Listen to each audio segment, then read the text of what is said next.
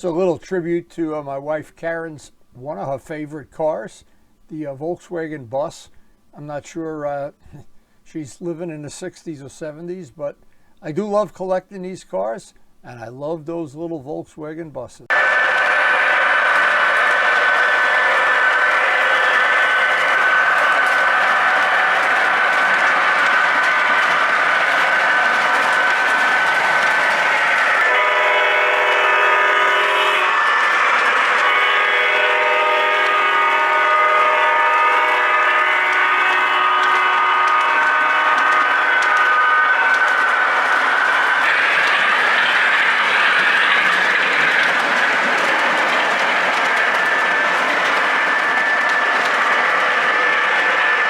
A lot of the little details on the layout I've scratch built and kit bashed and used up parts from everywhere in my shop. But I do enjoy adding the details, the small details that you almost don't see until you really look very, very closely.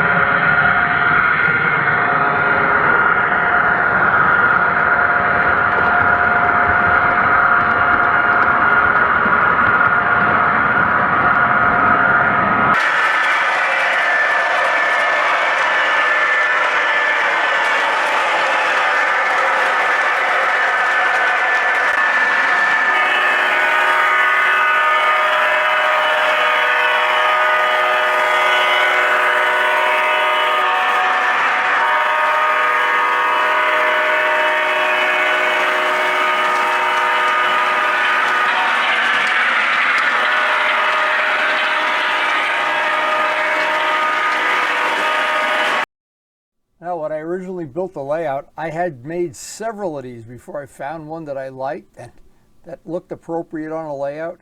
My original concept was I was going to have one a lot bigger and a lot longer, and it just made the layout look smaller than it is. This is the final one of probably 3 or 4 that I made.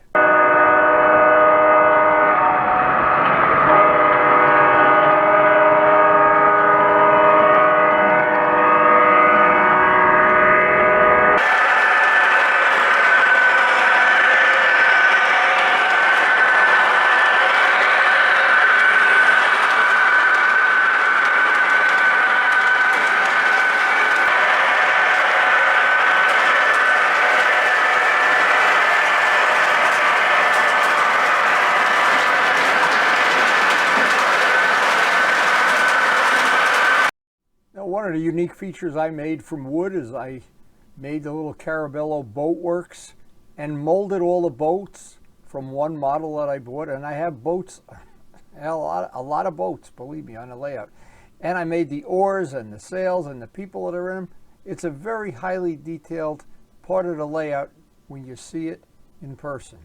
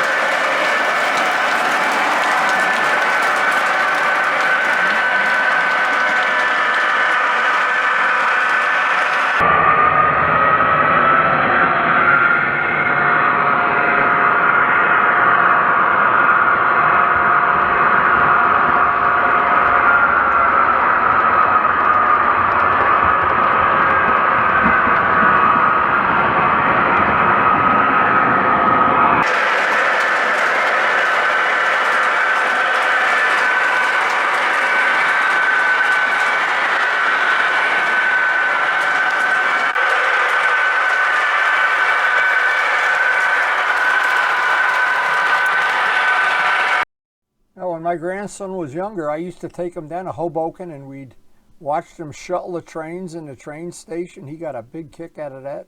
And there was a lot of action.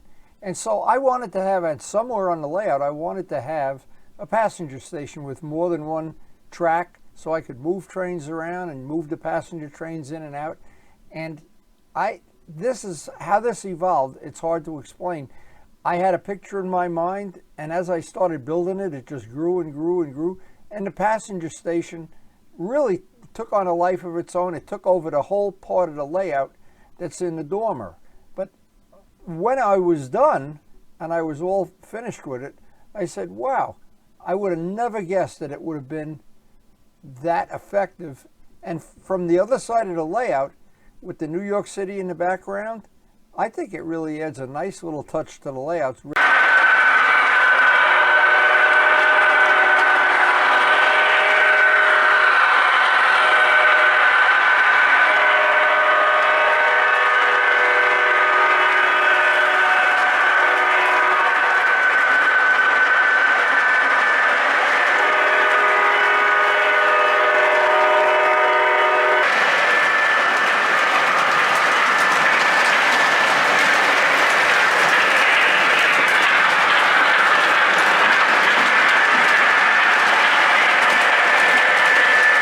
Right in the beginning, when I took this part of the house over to make a layout, I had to deal with the fact that chimney went right up through the middle of the room.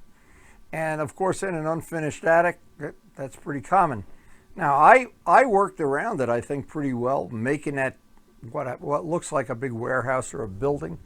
The brass rail around the perimeter of the layout, it allows for when we have younger kids here to just hang on and look over the edge. And, well, it's just a nice final touch. Karen really, my wife really liked when I added that, but it is a pain keeping it polished with knocks on.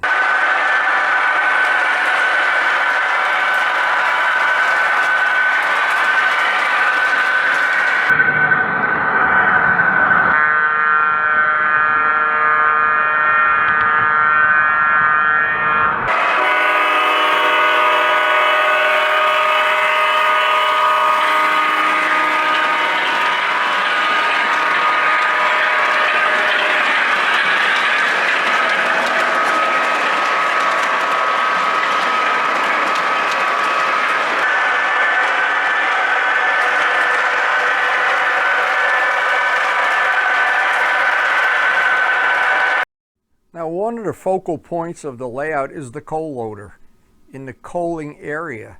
And I'm not so sure, and it was donated by a friend, but I'm not so sure this is the correct way to display it, or that it shouldn't be loading coal into the tenders. But the way it was explained to me by the person that made it is this was prototypical, that the chute would be loading coal into the tender. In this case, it's a coal car. And when you back an engine in there, that would be prototypical. Now, I don't really know, to be honest, I don't know. And I've seen it both ways, where it's a loader and an unloader. But for my purposes, this is the place on the layout that it looked the best. If it's wrong, well, my trains are going to run out of coal, I guess. But it really is highly detailed, and the gentleman that made it really did some beautiful detailing on it. And the chute does move up and down, and it's all made out of basswood and stained and painted. If you looked at it really, really close, you'd be amazed how detailed this is. This is a real work of art, and I really count it as, in my case, one of the focal points of the layout, and I treasure it. I will treasure it always.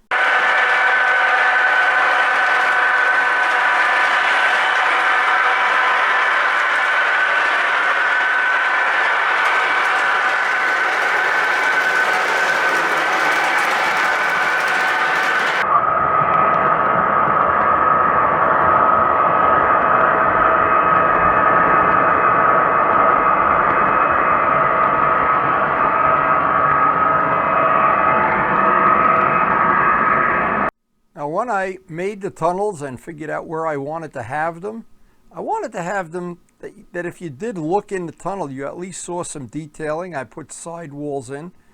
When I ballasted the whole run of track, and the mountains on this layout come off. They're not glued down.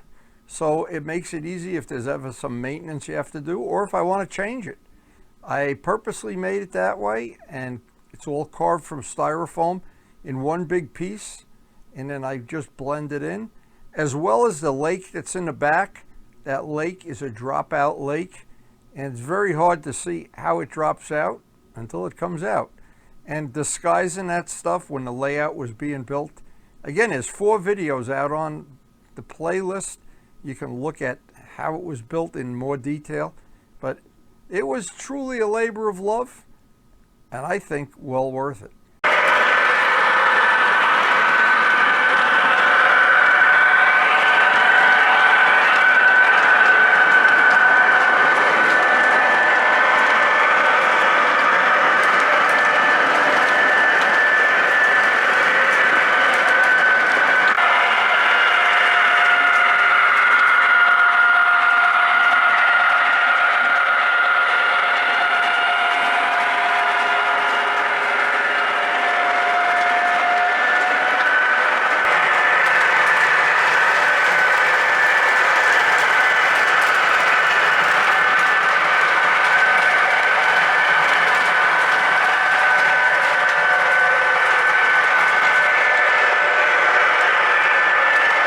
Now, as the layout evolved many years ago, I realized the chimney is going to be one of the focal points, and that the loading dock that's in front, in the end, after I detailed it all out, it became a nice focal point. And one of the things I'm glad that I spent the time, I did a lot of airbrushing. It's all made out of balsa wood, the complete veneer.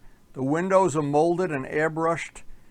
And every step of it, all the little details on the loading dock, every little piece that I've added to it, I was really satisfied that in the end, when you pull a train up as if you were going to unload a boxcar, I think it just adds a nice little detail.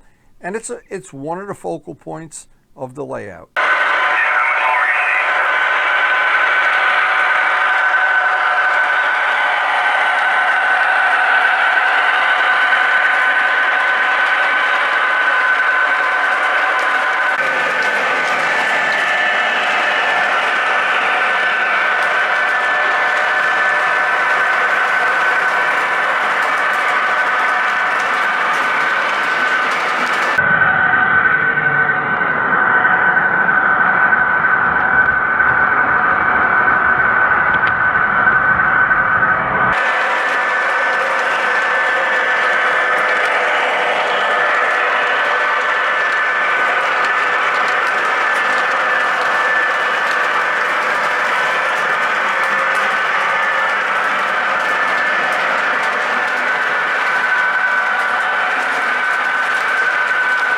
Now, there's a pretty funny story associated with the Seaboard engine that I have, the ABA, the E8.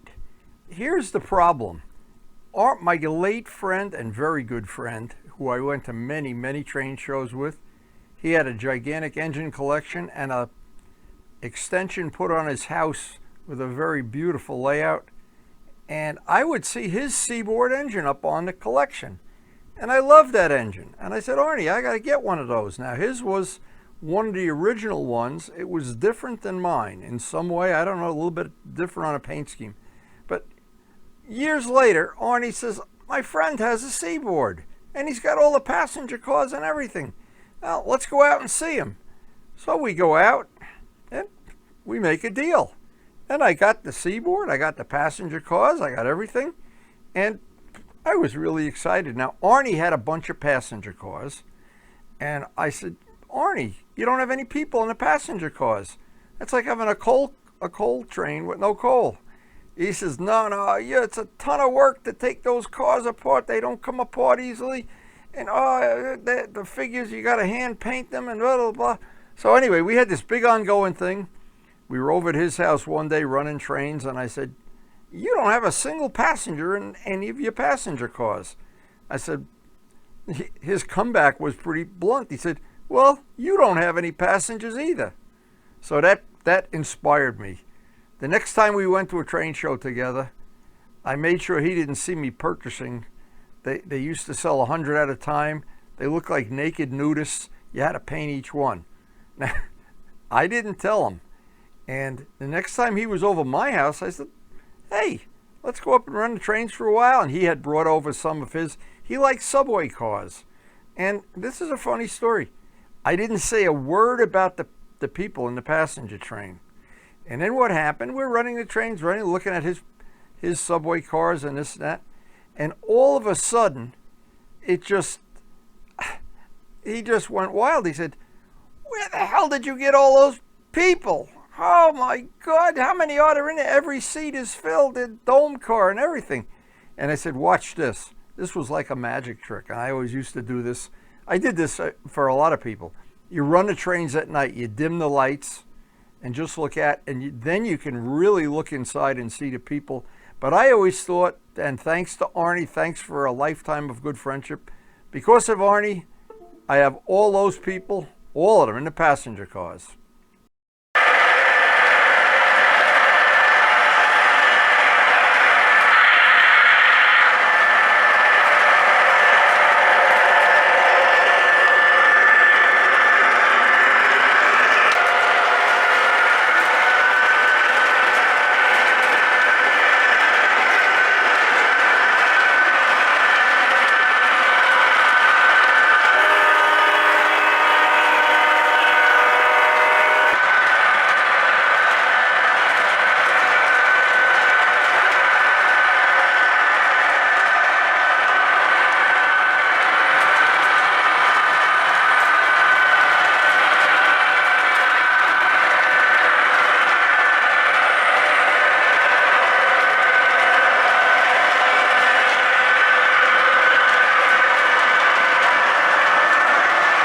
And if you have some trains that need upgrading or repairing, there's only one place to go, the Train Doctor.